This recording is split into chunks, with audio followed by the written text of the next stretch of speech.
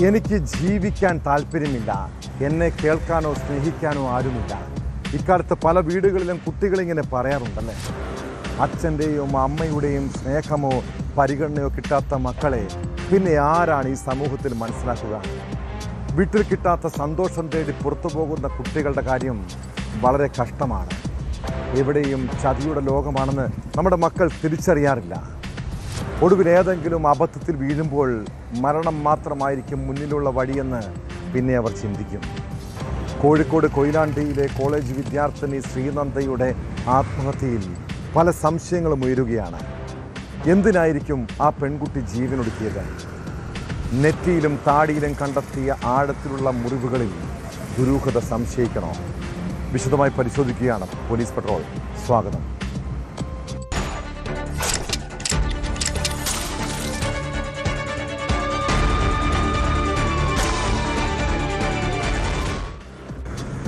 Kozhikode കൊയിലാണ്ടിയിലെ college വിദ്യാർത്ഥിനി ശ്രീനന്ദയ്ക്ക് എന്താണ് സംഭവിച്ചത്? കോയിൽക്കാവ് സ്വദേശിനിയായ പെൺകുട്ടിയുടെ മരണം പല സംശയങ്ങളിലേക്കും വിരൽ ചൂണ്ടുകയാണ്. 21-കാരിയെ വീടിനുള്ളിൽ തൂങ്ങി മരിച്ച നിലയിലാണ് കണ്ടെത്തിയത്. എന്നാൽ നെറ്റിയിലും താടിയിലും ആഴത്തിലുള്ള മുറിവുകളുള്ളതിൽ ദുരൂഹതയുണ്ട്. കോളേജ് യൂണിഫോമിലാണ് പെൺകുട്ടിയുടെ മൃതദേഹം കണ്ടത്. ശ്രീനന്ദയെ എന്തെങ്കിലും പ്രശ്നങ്ങൾ അലട്ടിയിരുന്നോ? ആരെങ്കിലും അവളെ ഉപദ്രവിച്ചിട്ടുണ്ടാകുന്നു? സംഭവത്തിൽ കൊയിലാണ്ടി പോലീസ് അസ്വാഭാവിക മരണത്തിന് കേസെടുത്ത് അന്വേഷണം തുടങ്ങി. കുട്ടിയുടെ ഫോണടക്കം വിശദമായി പരിശോധിക്കാനാണ് പോലീസിന്റെ തീരുമാനം.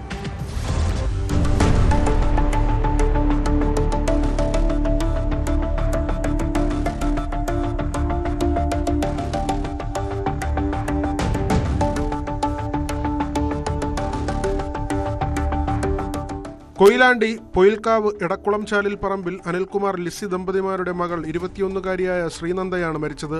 ചൊവ്വാഴ്ച വൈകിട്ടാണ് ശ്രീനന്ദയെ വീട്ടിൽ തൂങ്ങി മരിച്ച നിലയിൽ കണ്ടെത്തിയത്. വൈകിട്ട് 5:30 കോളേജിൽ നിന്ന് വീട്ടിലെത്തിയ ശ്രീനന്ദയെ സമീപത്തെ ക്ഷേത്രത്തിലെ ഉത്സവ എഴുന്നള്ളത്ത് കാണാൻ മാതാപിതാക്കൾ വിളിച്ചെങ്കിലും പോയില്ല. പിന്നീട് തിരികെ എത്തിയ പിതാവാണ് വീട് അകത്തുനിന്ന് പൂട്ടിയ നിലയിൽ കണ്ടത്. ജനലിലൂടെ നോക്കിയപ്പോൾ മകൾ തൂങ്ങി നിൽക്കുന്ന നിലയിൽ കണ്ടു. ഇതോടെ സമീപവാസിയെ വിളിച്ച് വാതിൽ തകർത്ത് അകത്തു കയറുകയായിരുന്നു. പെൺകുട്ടിയെ ഉടൻ മെഡിക്കൽ കോളേജ് ആശുപത്രിയിൽ എത്തിച്ചെങ്കിലും ജീവൻ രക്ഷിക്കാനായില്ല.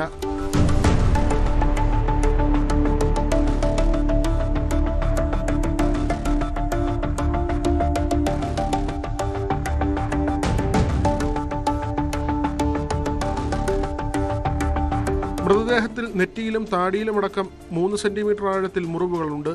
ഇത് എങ്ങനെ സംഭവിച്ചു എന്നതിൽ ദുരൂഹതയുണ്ട്. കൊയിലാണ്ടി പോലീസ് അസ്വാഭാവിക മരണത്തിന് കേസെടുത്ത് അന്വേഷണം തുടങ്ങി. മൃതദേഹം പോസ്റ്റ്മോർട്ടത്തിന് ശേഷം ബന്ധുക്കൾക്ക് വിട്ടുകൊടുക്കും. പോസ്റ്റ്മോർട്ടം റിപ്പോർട്ട് ലഭിച്ചാൽ മരണകാരണത്തിൽ വ്യക്തത വരുമെന്ന് പോലീസ് അറിയിച്ചു. കൊയിലാണ്ടി ശ്രീനാരായണ ഗുരുദേവ കോളേജിലെ അവസാന വർഷ സൈക്കോളജി ബിരുദ വിദ്യാർത്ഥിയാണ് ശ്രീനന്ദ. യൂണിഫോമിലാണ് പെൺകുട്ടിയുടെ മൃതദേഹം കണ്ടത്. കുട്ടിയുടെ ഫോണടക്കം വിശദമായി പരിശോധിക്കാനാണ് പോലീസിന്റെ തീരുമാനം.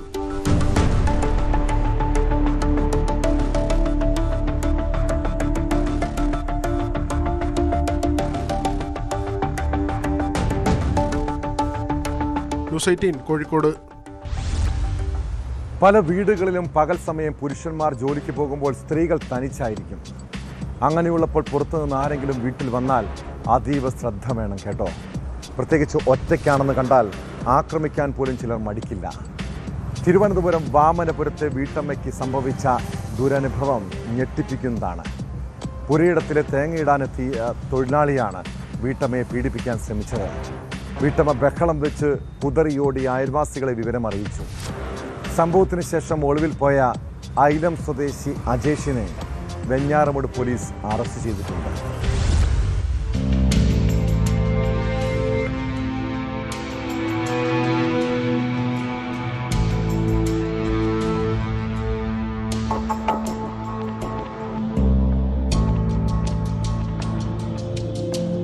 ഇക്കഴിഞ്ഞ 11-ന് വാമനപുരം കളമച്ചൽ സ്വദേശിയായ യുവതിയുടെ വീട്ടിലായിരുന്നു സംഭവം. വീട്ടിൽ തേങ്ങയിടാനെത്തിയതായിരുന്നു ആയിലം സ്വദേശി 45-കാരനായ അജേഷ്. ഈ സമയം വീട്ടിൽ മറ്റാരുമില്ലെന്ന് മനസ്സിലാക്കിയ ഇയാൾ വീടിനുള്ളിൽ അതിക്രമിച്ചു കയറി വീട്ടമ്മയെ പീഡിപ്പിക്കാൻ ശ്രമിച്ചു.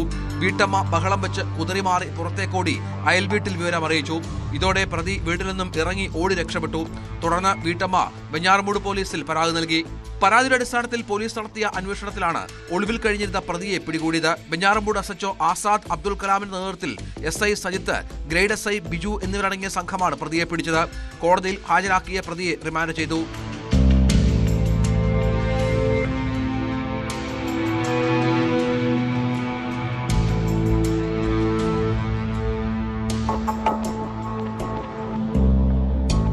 ന്യൂസ് 18 ആറ്റിങ്ങൽ.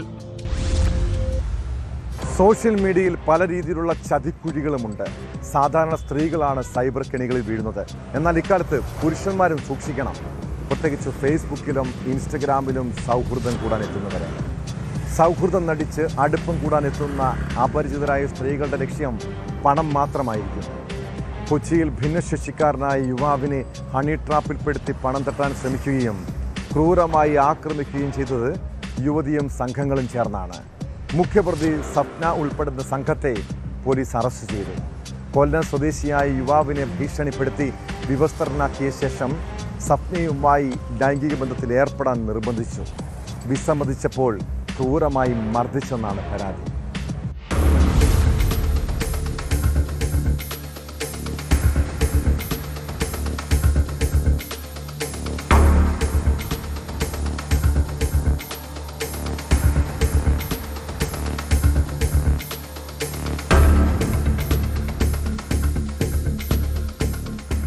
സമൂഹ മാധ്യമങ്ങളിലൂടെ കുറച്ചു കാലമായി പരിചയമുള്ളവരാണ് കൊല്ലം സ്വദേശിയായ യുവാവും സഫ്നയും. ഈ മാസം 22-ന് വൈകിട്ട് പനമ്പള്ളി നഗർ സൗത്ത് പാലത്തിനടുത്തുള്ള ഹോട്ടലിലേക്ക് യുവാവിനെ സഫ്ന വിളിച്ചു വരുത്തി. വൈകിട്ട് 6:30 യുവാവ് ഹോട്ടലിലെത്തി. ഈ സമയം ശുചിമുറിയിൽ ഒളിച്ചിരുന്ന രണ്ടുപേരും പുറത്തുനിന്നെത്തിയ രണ്ടുപേരും കൂടി മാരകായുധങ്ങളുമായി യുവാവിനെ ആക്രമിക്കുകയായിരുന്നു. യുവാവിനെ ഭീഷണിപ്പെടുത്തി വിവസ്ത്രനാക്കി സഫ്നയുമായി ലൈംഗിക ബന്ധത്തിൽ ഏർപ്പെടാൻ നിർബന്ധിച്ചു. ഇതിന്റെ ദൃശ്യങ്ങൾ ചിത്രീകരിക്കുകയായിരുന്നു ലക്ഷ്യം. ഇതിന് വിസമ്മതിച്ചതോടെ പ്രതികൾ മാറി മാറി യുവാവിന്റെ മുഖത്തടിക്കുകയും മുതുകിൽ ചവിട്ടുകയും ചെയ്തു. ഇതിനിടെ ഒരാൾ ടോർച്ച് ഉപയോഗിച്ച് യുവാവിന്റെ വലത് കൈപ്പത്തിക്കടിച്ചു. തലയ്ക്കടിക്കാൻ ശ്രമിച്ചെങ്കിലും ഇടത് കൈകൊണ്ട് യുവാവ് തടഞ്ഞു. നട്ടെല്ലിന് പരിക്കേറ്റ യുവാവ് ചികിത്സയിലാണ്.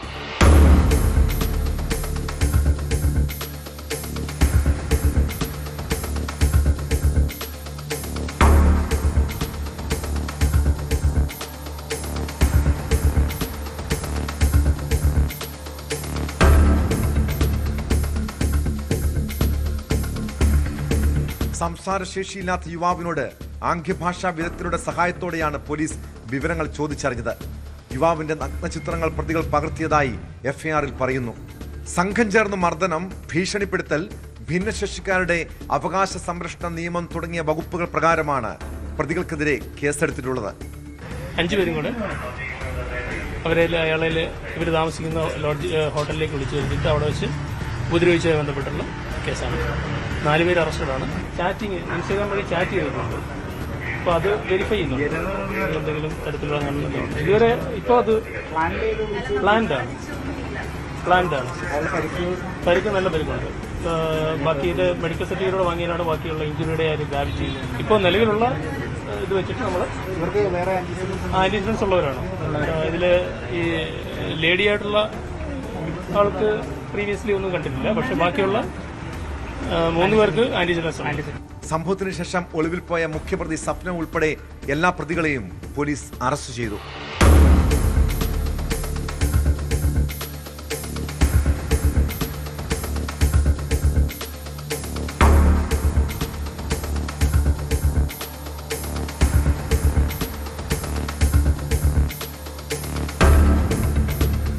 ന്യൂസ് 18 കൊച്ചി. അമ്മയുടെ സഹപ്രവർത്തനം എന്ന നിലയിലുള്ള പരിചയം ദാമ്പത്യ പ്രശ്നത്തിൽ നിയമസഹായം നൽകി വിശ്വാസം നേടിയെടുത്തു. പതിയെ പതിയെ ഷാജിയും സുധയും സൗഹൃദത്തിലായി. ഇരുവരും തമ്മിൽ 17 വയസ്സിൻ്റെ വ്യത്യാസമുണ്ടെങ്കിലും ആ അടുപ്പം വഴിവിട്ട ബന്ധമായി വളർന്നു. പക്ഷെ അതേക്കുറിച്ച് പുറം ലോകം അറിഞ്ഞാൽ കുടുംബം തകരുമെന്ന് ചിന്തിച്ചതോടെയാണ് ഷാജി കാമുകിയെ ഒഴിവാക്കാൻ തീരുമാനിച്ചത്.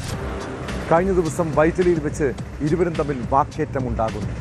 അതിനിടെ അയാൾ സുധയെ ക്രൂരമായി മുഖത്തും തലയിലുമെല്ലാം ഇടിച്ച് കൊലപ്പെടുത്തുകയായിരുന്നു. സംഭവ സ്ഥലത്ത് തെളിവെടുപ്പിന് എത്തിച്ചപ്പോഴാണ് പ്രതി പോലീസിനോട് ഇക്കാര്യങ്ങൾ തുറന്നു പറഞ്ഞത്. ഹൈക്കോടതി മുൻ ജീവനക്കാരനായ ഷാജിയെ കുടുക്കിയത് സാഹചര്യ തെളിവുകളാണ്.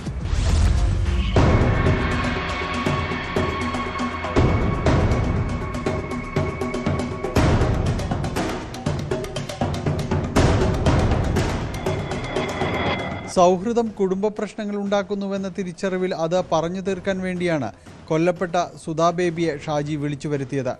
ഹോട്ടലിൽ നിന്ന് ഭക്ഷണം കഴിച്ച ശേഷം പലപ്പോഴും കാണാറുള്ള വൈറ്റ്ല ഫ്ലൈ ഓവറിന് താഴെയുള്ള റെയിൽവേ പാലത്തിന് സമീപത്തേക്ക് പോകാനും തീരുമാനിച്ചു. സംസാരം പിന്നീട് വാക്ക് തർക്കത്തിലേക്ക് നീങ്ങി. ഇതിനിടയിൽ ഷാജി സുധാ ബേബിയെ മർദ്ദിക്കുകയായിരുന്നു. ദേഷ്യം നിയന്ത്രിക്കാൻ കഴിയാതിരുന്നതുകൊണ്ട് വീണ്ടും മുഖത്ത് തുടർച്ചയായി ഇടിച്ചതായി ഇയാൾ പോലീസിനോട് പറഞ്ഞു. DCP അശ്വതി ജിജിയുടെ നേതൃത്വത്തിലാണ് പോലീസ് സംഘം തെളിവെടുപ്പ് നടത്തിയത്. ഒരുപാട് വർഷമായിട്ടുള്ള റിലേഷൻഷിപ്പാണിത്. അപ്പോൾ ആ റിലേഷൻഷിപ്പ് പ്രതിയുടെ ഫാമിലി ബന്ധത്തിനെ അഫക്റ്റ് ചെയ്യും എന്നുള്ള നിലയ്ക്ക് വന്നപ്പം ഇദ്ദേഹം ഒഴിവാക്കാൻ ശ്രമിച്ചതാണ്. ഒഴിവാക്കി ചെയ്തു. തലയ്ക്കല്ല, ആള് ഫിസ്റ്റ് വെച്ചിട്ട് തന്നെ ഇടിച്ചതാണ്. മൂക്കിനിട്ട് ഇടിച്ചിട്ടുണ്ട്, നല്ല രീതിയിൽ ഇടിച്ചിട്ടുണ്ട്. കണ്ണിനും മൂക്കിനും തലക്കിട്ടും ഒക്കെ. വേറെ വെപ്പണൊന്നും ഇല്ല, ഫിസ്റ്റ് തന്നെയാണ്. തെളിവുകളെല്ലാം ശേഖരിക്കാൻ പറ്റിയിട്ടുണ്ടോ? ഷർട്ടൊക്കെ? അതെ അതെ, ഷർട്ടും ബാക്കി ബ്ലഡ് സ്റ്റെയിൻ ഇവിടെ ഉണ്ടായിരുന്ന നമ്മുടെ സീൻ ഓഫ് ക്രൈമിൽ ഉണ്ടായിരുന്ന ബ്ലഡ് സ്റ്റെയിനും ബാക്കി വെഹിക്കിൾ അതെല്ലാം കളക്ട് ചെയ്തിട്ടുണ്ട്. ഹൈക്കോടതി ജീവനക്കാരിയായിരുന്ന സുധയുടെ മാതാവിന്റെ സുഹൃത്തായിരുന്നു ഷാജി. സുധ വിവാഹമോചിതയായ ഘട്ടത്തിൽ തുടങ്ങിയ സൗഹൃദം പിന്നീട് വളർന്നു. ഈ ബന്ധം വീട്ടിൽ അറിയിക്കുമെന്ന് ഭീഷണിപ്പെടുത്തിയതോടെ സുധയെ ഒഴിവാക്കാൻ ഷാജി തീരുമാനിച്ചിരുന്നു. മൃതദേഹത്തിന് സമീപത്തു നിന്ന് ലഭിച്ച മൊബൈൽ ഫോണും CCTV ദൃശ്യങ്ങളുമാണ് അന്വേഷണത്തിൽ വഴിത്തിരിവായത്. ഇരുവരും റെയിൽവേ പാളത്തിന് സമീപത്തേക്ക് വരുന്ന ദൃശ്യങ്ങൾ പോലീസിന് ലഭിച്ചിരുന്നു.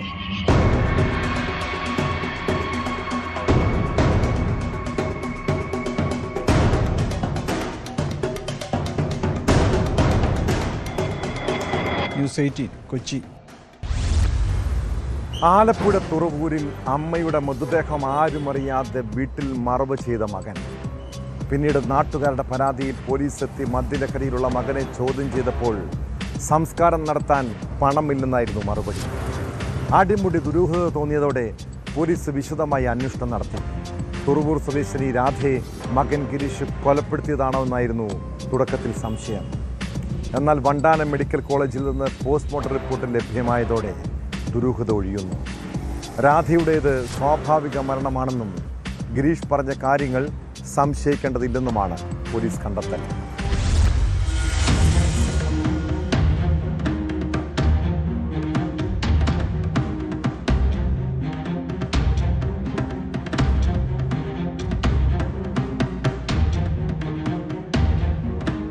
പള്ളിത്തോടിൽ പൂർണ്ണമായി വെള്ളത്തിൽ ചുറ്റപ്പെട്ട വീട്ടിലാണ് 75-കാരിയായ രാധയും മകൻ ഗിരീഷും താമസിച്ചിരുന്നത്. ആരോഗ്യ പ്രശ്നങ്ങൾ രാധയ്ക്കുണ്ടായിരുന്നതായി നാട്ടുകാർ പറയുന്നു. ഗിരീഷ് ആകട്ടെ കടുത്ത മദ്യപാനിയും. മദ്യപാനം കുടുംബജീവിതത്തിൽ നിരന്തര പ്രശ്നങ്ങൾ ഉണ്ടാക്കിയതോടെ ഭാര്യയും മക്കളും മറ്റൊരു വാടക വീട്ടിലേക്ക് മാറി.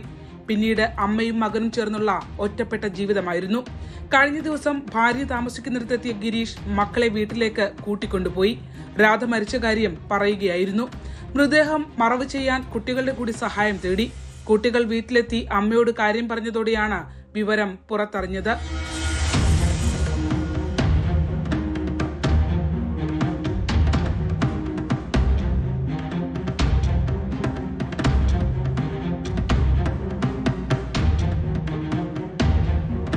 സ്ഥിരം മദ്യപാനിയായ ഗിരീഷ് വൈകിട്ട് സുഹൃത്തുക്കളുമായി കൂടിയപ്പോൾ അമ്മ മരിച്ചുവെന്നും സംസ്കരിച്ചുവെന്നും അവരോടും പറഞ്ഞു. ഭാര്യയും സുഹൃത്തുക്കളും പങ്കുവച്ച വിവരത്തിന്റെ അടിസ്ഥാനത്തിലാണ് കുത്തിയതോട് പോലീസ് ഗിരീഷിനെ കസ്റ്റഡിയിലെടുത്തത്. തുടർന്ന് അടുക്കളയ്ക്ക് സമീപമുള്ള മുറിയിൽ കുഴിച്ചിട്ടിരുന്ന മൃതദേഹം പുറത്തെടുത്ത് പോസ്റ്റ്മോർട്ടം ചെയ്യുകയായിരുന്നു. സ്വാഭാവിക മരണമെന്നാണ് വണ്ടാനം മെഡിക്കൽ കോളേജിൽ പോസ്റ്റ്മോർട്ടത്തിന് ശേഷം പ്രാഥമികമായ റിപ്പോർട്ട് ഡോക്ടർമാർ നൽകിയിട്ടുള്ളത്. ഇതോടെ ഗിരീഷിനെ സുഹൃത്തിനൊപ്പം പോലീസ് വിട്ടയച്ചു. രാധയുടെ മൃതദേഹം ഗിരീഷിന്റെ ഭാര്യ ഏറ്റുവാങ്ങി സംസ്കരിച്ചു.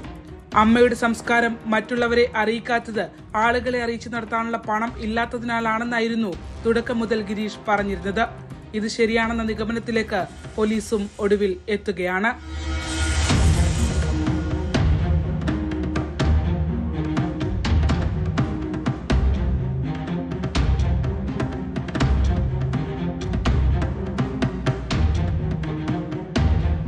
ന്യൂസ് 18 ആലപ്പുഴ. കാസർഗോഡ് ജസീല എന്ന യുവതി ആത്മഹത്യ ചെയ്തത് വ്യാജ മോഷ്ടക്കേസിൽ കുടുക്കാൻ ശ്രമിച്ചതിൻ്റെ മനോവിഷമം കാരണം മാത്രമാണോ? ജസീലയെ ഭർത്താവ് മാനസികമായി പീഡിപ്പിച്ചിരുന്നുവെന്ന് പരാതിയുണ്ട്. ഭർത്താവിൻ്റെ ഭാഗത്തു നിന്ന് നിരന്തരം മാനസിക സമ്മർദ്ദം ഉണ്ടായിരുന്നതായി വെളിപ്പെടുത്തുന്ന ഓഡിയോ സന്ദേശം പുറത്തു വന്നു. ജസീല സുഹൃത്തുക്കൾക്ക് അയച്ച സന്ദേശത്തിലാണ് നിർണായക വിവരങ്ങളുള്ളത്. പലതവണ ജീവനൊടുക്കാൻ ശ്രമിച്ചിട്ടുണ്ടെന്നും മക്കളെ ഓർത്താണ് പിടിച്ചതെന്നും സന്ദേശത്തിൽ പറയുന്നു. മോഷണക്കുറ്റം ആരോപണം കൂടി വന്നതോടെ ഇനിയും പിടിച്ചു നിൽക്കാൻ പറ്റുന്നില്ലെന്നും ജസീല സുഹൃത്തിനയച്ച സന്ദേശത്തിൽ വ്യക്തമാക്കുന്നുണ്ട്. യുവതിയുടെ ആത്മഹത്യയിൽ പോലീസ് ഇക്കാര്യങ്ങളും പരിശോധിക്കുകയാണ്.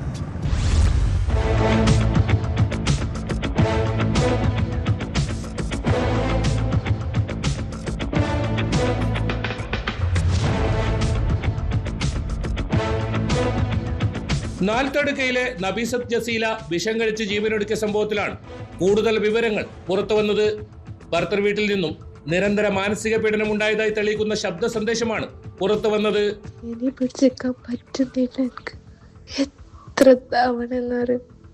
എത്ര തവണ ആത്മഹത്യ ചെയ്യാൻ ശ്രമിച്ചിരുന്നു അറിയോ? സഹിക്കാൻ ഒറ്റ സഹിക്കാൻ പറ്റത്തോണ്ട്. പക്ഷെ മക്കളെ ഒത്തിരി പിടിച്ചെന്ന് ഇതിപ്പോ എല്ലാം കൂടി ഒരുമിച്ചാ വന്നത്. അറിയുന്നില്ല.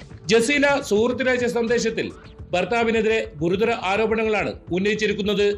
ഭർത്താവിന്റെ ശല്യം സഹിക്കാൻ കഴിയാതെ പലതവണ ജീവനൊടുക്കാൻ ശ്രമിച്ചിട്ടുണ്ടെന്നും മക്കളെ ഓർത്താണ് പിടിച്ചു നിൽക്കുന്നതെന്നും ജസീല പറയുന്നു. മോഷണ കുറ്റാരോപണം കൂടി വന്നതോടെ ഇനിയും പിടിച്ചു നിൽക്കാൻ കഴിയുന്നില്ലെന്നും സന്ദേശത്തിലുണ്ട്. എന്റെ അവസ്ഥയും ചെയ്യില്ലെങ്കിലേ ഇപ്പൊ ഇരിക്കേണ്ട അവസ്ഥ. ഞാനിപ്പോ ഒരാഴ്ചന്റെ ഉള്ളിൽ അങ്ങനെ ഇതാക്കുന്നല്ല. ഇത് നാളായിട്ട് ചങ്ങിന് വണ്ടി ഇടും ഉറപ്പാണ്. അപ്പൊ പൈസ എല്ലാം പിടിച്ചോ എനിക്കല്ലേ സഹിക്കുന്നതിന് ലിമിറ്റല്ലേ. പൂറാക്കി നിന്ന് ഞാൻ സത്യം തെളിയട്ടെ. തെളിയൊന്നും കാണുന്നില്ല. സംഭവത്തിൽ മനുഷ്യാവകാശ കമ്മീഷൻ സ്വമേധയാ കേസെടുത്തിട്ടുണ്ട്. ജീവനൊടുക്കുന്നതിന് മുൻപ് ജസീല ചിത്രീകരിച്ച വീഡിയോയിൽ പോലീസിനെതിരെ ഉൾപ്പെടെ ഗുരുതര ആരോപണങ്ങളാണ് ഉന്നയിച്ചിരുന്നത്. ഇത് സംബന്ധിച്ച് അന്വേഷണം നടത്തി റിപ്പോർട്ട് സമർപ്പിക്കാൻ ജില്ലാ പോലീസ് മേധാവിക്ക് മനുഷ്യാവകാശ കമ്മീഷൻ ജുഡീഷ്യൽ അംഗം കെ ബൈജുനാഥ് നിർദ്ദേശം നൽകി. ഒരാഴ്ചക്കകം റിപ്പോർട്ട് സമർപ്പിക്കണം. അടുത്ത സിറ്റിംഗിൽ കേസ് പരിഗണിക്കുമെന്നും മനുഷ്യാവകാശ കമ്മീഷൻ വ്യക്തമാക്കി.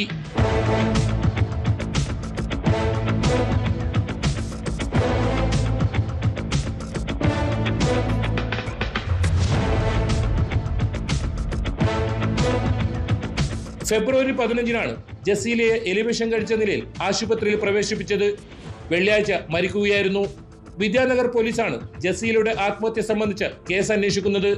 ജസീലയുടെ സഹോദരനിൽ നിന്നുൾപ്പെടെ 30ഓളം പേരിൽ നിന്ന് പോലീസ് മൊഴിയെടുത്തു. അതേസമയം ആരോപണ വിധേയരായവരിൽ നിന്ന് ഇതുവരെ മൊഴി രേഖപ്പെടുത്തിയിട്ടില്ല. ജസീലയുടെ ഭർത്താവ് ആൺ സുഹൃത്ത് ആദൂർ പോലീസ് സ്റ്റേഷനിൽ മാലമോഷണം സംബന്ധിച്ച് പരാതി നൽകിയ ഇയാളുടെ മാതാപിതാക്കൾ എന്നിവരുടെ മൊഴി രേഖപ്പെടുത്താനുണ്ട്.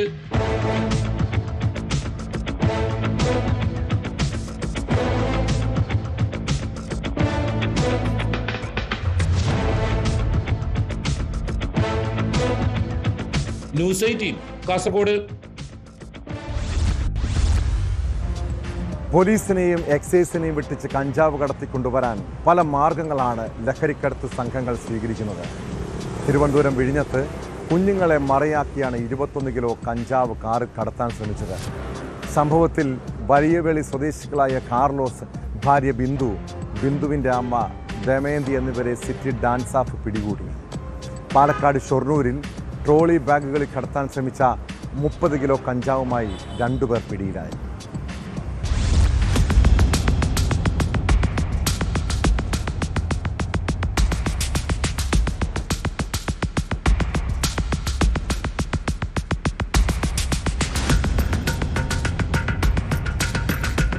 തിരുവനന്തപുരം വിഴിഞ്ഞത്ത് 21 കിലോ കഞ്ചാവുമായാണ് ഒരു കുടുംബത്തിലെ 3 പേർ പിടിയിലായത്.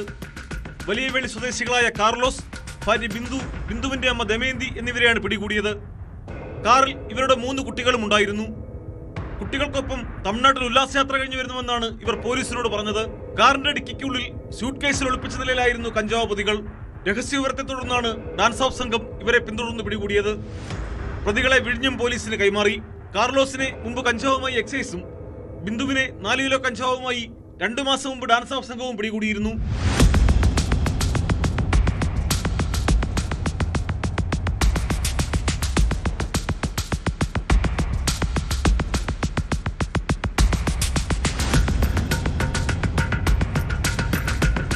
ഷൊർണൂർ റെയിൽവേ സ്റ്റേഷന് പിൻഭാഗത്തുള്ള ഗണേശഗിരി തെക്കേ റോഡിൽ 2 ട്രോളി ബാഗുകൾ നിറച്ച കഞ്ചാവുമായാണ് 2 അംഗ സംഘം പാലക്കാട് ഡാൻസ് ഓഫ് സംഘത്തിന്റെയും ഷൊർണൂർ പോലീസിന്റെയും പിടിയിലായത്. ഒറ്റപ്പാലം തോട്ടക്കര റഹ്മാൻ മൻസിൽ ഷഫീർ, സൗത്ത് പരമണ്ണ തോട്ടപ്പായി വീട്ടിൽ വിനയൻ എന്നിവരാണ് പിടിയിലായത്. 30 കിലോ കഞ്ചാവാണ് ഇവരുടെ കൈവശമുണ്ടായിരുന്നത്. ട്രെയിൻ മാർഗം ഷൊർണൂർ റെയിൽവേ സ്റ്റേഷനിൽ എത്തിച്ച് സ്റ്റേഷന്റെ പിൻഭാഗത്തുകൂടി പുറത്തു കടന്ന് തൃശൂരിലേക്ക് മറ്റു വാഹനങ്ങളിൽ കഞ്ചാവ് കടത്തുകയായിരുന്നു ഇരുവരുടെയും ലക്ഷ്യം. ഇതിനിടയിലാണ് പോലീസിന്റെ പിടിയിലായത്. Shoranur SI KP Ashwin, ASIമാരായ M Subhadra, Ravi എന്നിവരടങ്ങിയ സംഘമാണ് പ്രതികളെ പിടികൂടിയത്. CI V രവികുമാറിന്റെ നേതൃത്വത്തിലാണ് കേസന്വേഷണം.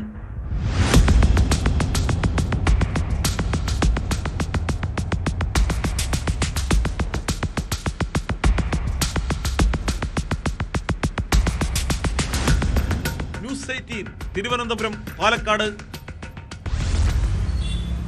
പള്ളിയും ക്ഷേത്രങ്ങളുമൊക്കെ പുണ്യസ്ഥലങ്ങളാണ്. അങ്ങനെയുള്ള ഇടങ്ങളിലും ദുഷിച്ച ചിന്താഗതിയോടെ എത്തുന്നവരുണ്ട്. മലപ്പുറം തിരുനാവായയിൽ നിസ്കരിക്കാനെന്ന വ്യാജേന എത്തി മോഷണം നടത്തിയ ഒരു കള്ളനെക്കുറിച്ചാണ് പറഞ്ഞു വരുന്നത്. പള്ളിയിലെത്തി മൊബൈൽ ഫോൺ മോഷ്ടിച്ച യുവാവ് ഫോൺ വിൽക്കാനുള്ള ശ്രമത്തിനിടെ പിടിയിലായി. പാലക്കാട് നെന്മാറ സ്വദേശി ഷംസുദ്ദീനെയാണ് പോലീസ് അറസ്റ്റ് ചെയ്തത്. തിരൂർ ഗൾഫ് മാർക്കറ്റിൽ മൊബൈൽ വിൽക്കാൻ എത്തിയപ്പോഴാണ് പ്രതി വലയിലായത്.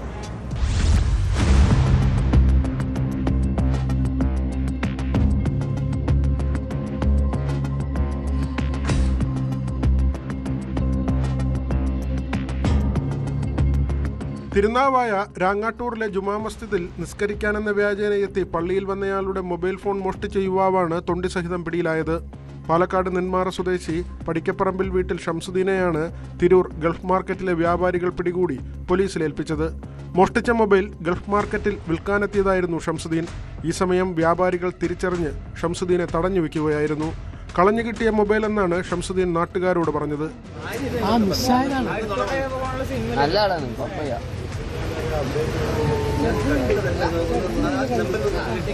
നിങ്ങൾക്ക് വീണ് കിട്ടിയതാണ് മനസ്സിലായി.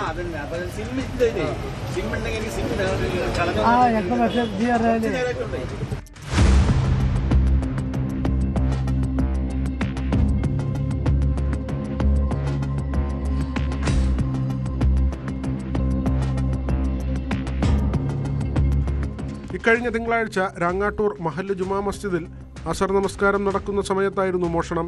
നിസ്കരിക്കാനെന്ന വ്യാജേന എത്തിയ ഷംസുദ്ദീൻ പള്ളിയിൽ കയറിയ ശേഷം നിസ്കാരം നടക്കുമ്പോൾ ജനൽപ്പടിയിലിരുന്ന മൊബൈൽ കൈക്കലാക്കി നിസ്കരിക്കാതെ കടന്നു കളയുകയായിരുന്നു. കുറ്റിപ്പുറം ബസ്സിൽ കയറിയാണ് ഇയാൾ രക്ഷപ്പെട്ടത്. പിന്നീട് CCTV ദൃശ്യങ്ങളിൽ പതിഞ്ഞ ഷംസുദ്ദീന്റെ ഫോട്ടോ പോലീസ് വ്യത്യസ്ത ഗ്രൂപ്പുകളിലേക്ക് ഷെയർ ചെയ്തു. മൊബൈൽ വിൽക്കാൻ സാധ്യതയുണ്ടെന്ന് മനസ്സിലാക്കി ഗൾഫ് മാർക്കറ്റിലെ വാട്സാപ്പ് ഗ്രൂപ്പുകളിലും ഇത് ഷെയർ ചെയ്തിരുന്നു. ഇതിൽ നിന്നാണ് വ്യാപാരികൾ ഷംസുദ്ദീനെ തിരിച്ചറിഞ്ഞത്.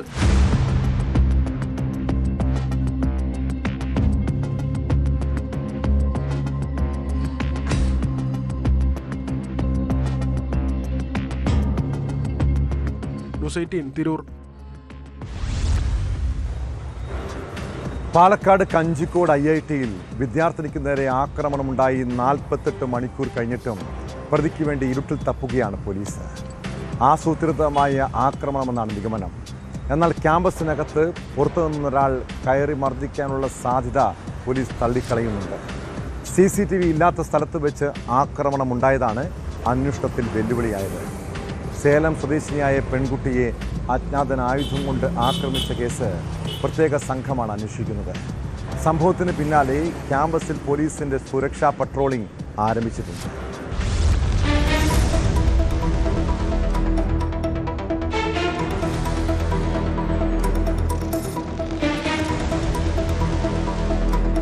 തിങ്കളാഴ്ച രാത്രിയാണ് കഞ്ചിക്കോട്ടെ IITയിൽ വിദ്യാർത്ഥിനിക്ക് നേരെ ആക്രമണമുണ്ടായത്. ഡേറ്റാ സയൻസ് എഞ്ചിനീയറിംഗ് 4ാം വർഷ വിദ്യാർത്ഥിയായ സേലം സ്വദേശിനിക്ക് നേരെയാണ് ആക്രമണം. സുഹൃത്തുക്കൾക്കൊപ്പം ഡൈനിങ് ഹാളിലേക്ക് നടന്നു പോകുന്നതിനിടെ ഒരാൾ യുവതിയുടെ തലക്കടിക്കുകയായിരുന്നു. അജ്ഞാതനായ ഒരാളാണ് ആക്രമിച്ചതെന്നാണ് പോലീസിന് കിട്ടിയ മൊഴി. സുഹൃത്തുക്കൾക്ക് പിന്നാലെയായിരുന്നു യുവതി നടന്നിരുന്നത്. അതിനിടെ അജ്ഞാതൻ ആയുധം കൊണ്ട് യുവതിയെ ആക്രമിക്കുകയായിരുന്നു എന്നാണ് വിവരം. കോളേജിൽ മതിയായ സുരക്ഷയില്ലെന്ന് ആരോപിച്ചുകൊണ്ട് വിദ്യാർത്ഥികൾ പ്രക്ഷോഭം സംഘടിപ്പിച്ചിരുന്നു.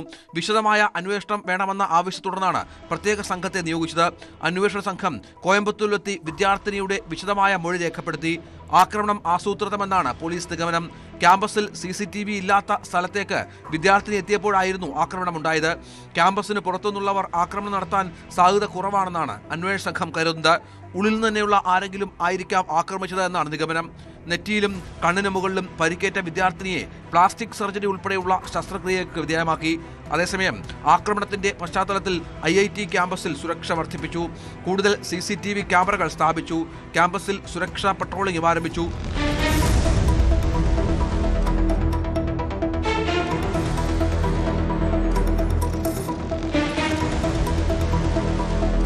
ന്യൂസ് 18 പാലക്കാട്. നമ്മുടെ സമൂഹത്തിൽ ഇപ്പോൾ വല്ലാത്ത അസഹിഷ്ണുത പ്രകടിപ്പിക്കുന്നവരെ കാണാം. രാഷ്ട്രീയവും വിശ്വാസവുമെല്ലാം മലീമസമാകുന്ന കാഴ്ച, എതിർക്കുന്നവരെ അടിച്ചോടിക്കുന്ന സംസ്കാരം.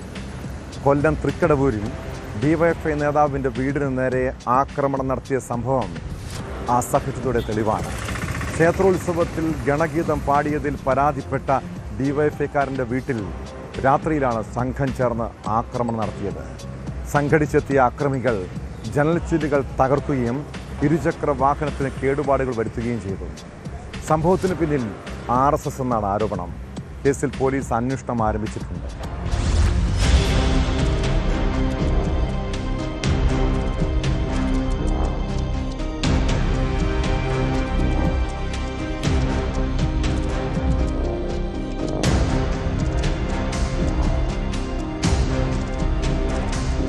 കൊല്ലം തൃക്കടവൂർ ഈസ്റ്റ് DYFI മേഖലാ കമ്മിറ്റി പ്രസിഡന്റ് അനന്തുവിന്റെ വീടിന് നേരെയാണ് ആക്രമണം നടന്നത്.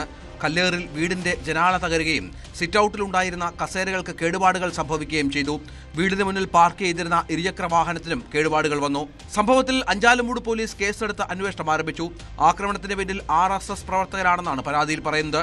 അനന്തു ശ്രീധർ, ഞാൻ DYFI തൃക്കടവൂർ ഈസ്റ്റ് മേഖലാ കമ്മിറ്റിയുടെ പ്രസിഡന്റും പാർട്ടി ലോക്കൽ കമ്മിറ്റി അംഗമാണ്. 1 മണിയോടുകൂടി അർദ്ധരാത്രിയിൽ എൻ്റെ വീട് RSS ക്രിമിനൽ ആക്രമിക്കപ്പെട്ടു.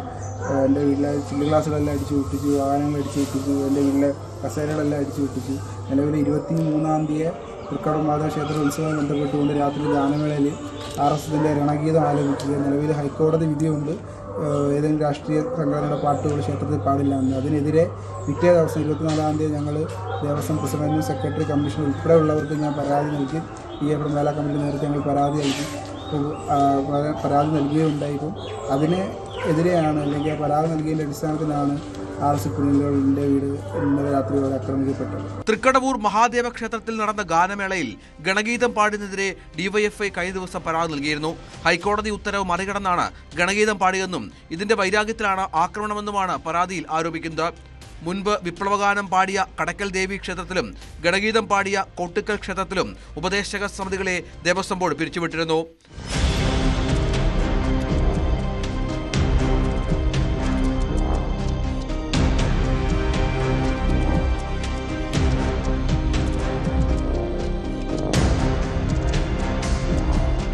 ന്യൂസ് 18 കൊല്ലം.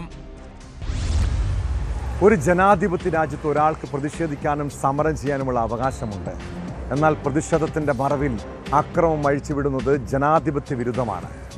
സമീപകാലത്തെ പല സമരങ്ങളും അക്രമത്തിൽ കലാശിക്കുന്നതാണ് പതിവ്. ആരോഗ്യമന്ത്രി വീണ ജോർജിനെതിരെയുള്ള പ്രതിഷേധമാണ് അതിലൊടുവിലെത്തിയത്. കണ്ണൂരിൽ KSU പ്രവർത്തകരുടെ കരിങ്കൊടി പ്രതിഷേധത്തിനിടെ മന്ത്രി വീണ ജോർജിന് പരിക്കേറ്റു.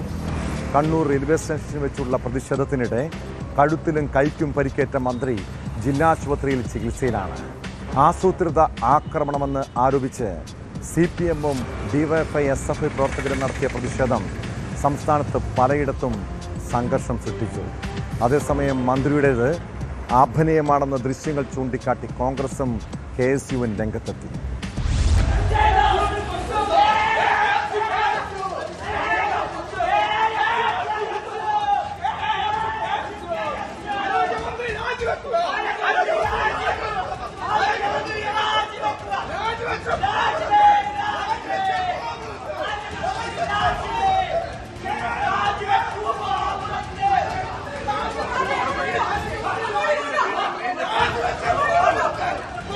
കണ്ണൂർ റെയിൽവേ സ്റ്റേഷനിൽ KSU-വിന്റെ കരിങ്കൊടി പ്രതിഷേധത്തിനിടെയാണ് ആരോഗ്യമന്ത്രി വീണ ജോർജിന് പരിക്കേറ്റത്. മന്ത്രിയുടെ കഴുത്തിലും കൈക്കുമാണ് പരിക്ക്. വന്ദേ ഭാരത് ട്രെയിനിൽ യാത്ര ചെയ്യാൻ എത്തിയപ്പോഴായിരുന്നു പ്രതിഷേധം.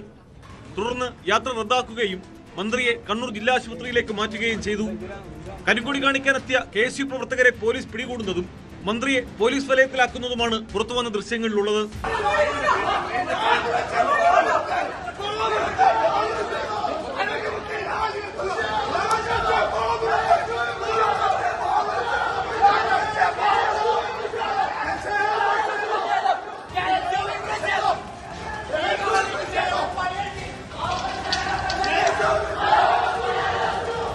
അതേസമയം വനിതാ മന്ത്രിയെ ആസൂത്രിതമായി ആക്രമിക്കുകയായിരുന്നാണ് CPMന്റെ ആരോപണം. മന്ത്രിക്കൊപ്പം സ്പീക്കർ AN ഷംസീറും ഉണ്ടായിരുന്നു. സമരക്കാരാണ് വീണ ജോർജിനെ ആക്രമിച്ചതെന്ന് സംഭവത്തിന് ശേഷം സ്പീക്കർ പറഞ്ഞു. കണ്ണൂരിൽ ഔദ്യോഗിക പരിപാടികൾക്കായി എത്തിയ വീണ ജോർജിനെതിരെ വിവിധയിടങ്ങളിൽ പ്രതിഷേധമുയർന്നിരുന്നു. വീണ ജോർജിനെ കാണാൻ മുഖ്യമന്ത്രി അടക്കമുള്ള നേതാക്കൾ ആശുപത്രിയിലെത്തി.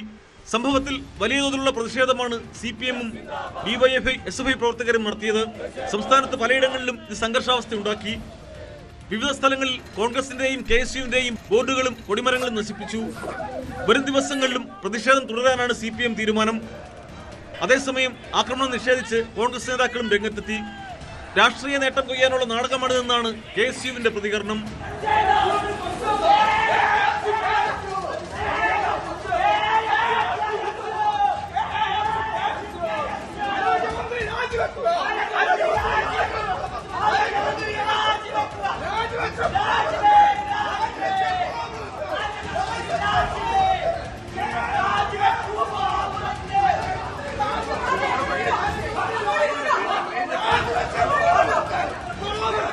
ന്യൂസ് 18 കണ്ണൂർ. പ്രണയിച്ചയാൾ ചതിക്കുമ്പോഴുള്ള മുറിവും വേദനയും അത്ര വേഗം ഉണങ്ങുന്നതാണോ? കാമുകിയോ കാമുകനോ തേച്ചിട്ട് പോയവരോട് ചോദിച്ചാൽ അറിയാം അതിൻ്റെ സങ്കടം. പ്രണയച്ചതി ചിലരെ വിഷാദ രോഗിയാക്കാം, ചിലപ്പോൾ ആത്മഹത്യയെക്കുറിച്ച് പോലും ചിന്തിക്കാം. മറ്റു ചിലരെ അക്രമിയും കൊലയാളിയുമാക്കാം. ബീഹാറിൽ വിവാഹവേദിയിൽ വധുവിനെ വെടിവെച്ച് കൊലപ്പെടുത്താൻ ശ്രമിച്ച മുൻ കാമുകനെക്കുറിച്ച് അറിയണം. ബെക്സൽ സ്വദേശിനിയായ ആരതിക്ക് നേരെയായ അയൽവാസിയായ ദീൻ ബന്ധുവാണ് വെടിയുതിർത്തത്.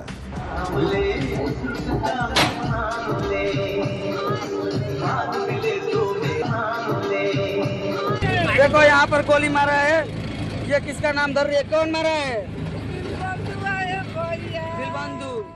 വിവാഹവേദിയിൽ വരനോടൊപ്പം നിൽക്കുകയായിരുന്ന ആരതിയെ കൊലപ്പെടുത്താനായിരുന്നു യുവാവിൻ്റെ പദ്ധതി. ഗുരുതരമായി പരിക്കേറ്റ പെൺകുട്ടി ആശുപത്രിയിൽ ചികിത്സയിലാണ്.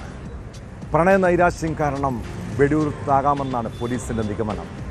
ഈ ചെറുപ്പക്കാരനെ പോലെ പ്രണയപ്പകയുമായി നടക്കുന്നവരോട് പറയട്ടെ, നിങ്ങളെ വേണ്ടാത്തവരുടെ പിന്നാലെ നടന്ന് എന്തിന് ജീവിതം വെറുതെ പാഴാക്കണം?